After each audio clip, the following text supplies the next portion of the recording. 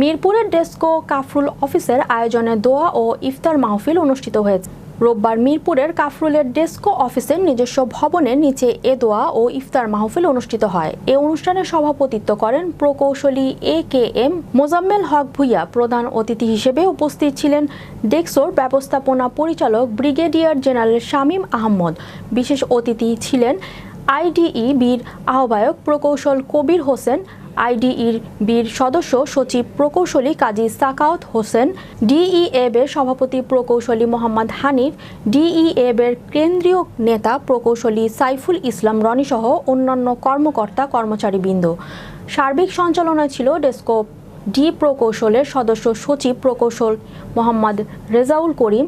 এ সময় বক্তব্যে বক্তারা বলেন, কর্মচারীদের বিভিন্ন ধরনের সমস্যা রয়েছে। আমরা দীর্ঘদিন যাবৎ স্বৈরাচারী শেখ হাসিনার প্রেতাত্মাদের ও হাসিনার ধূসরদের দ্বারা নির্যাতিত হয়ে চাকরিতে কর্মরত ছিলাম। এখন সময় হয়েছে সবাই মিলে ঐক্যবদ্ধ হয়ে আমাদের বিভিন্ন ধরনের দাবি দাওয়াগুলি আদায় করতে হবে।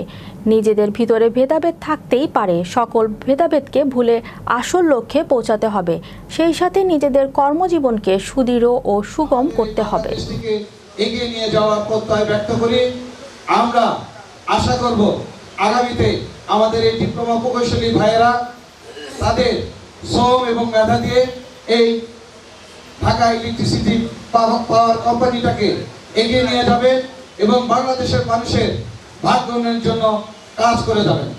আপনারা কষ্ট করে রমজানের দিনে আজকে বাড়িঘর ফ্যামিলির সাথে ইফতার বাঁধে আমাদের মাঝে উপস্থিত হয়েছেন।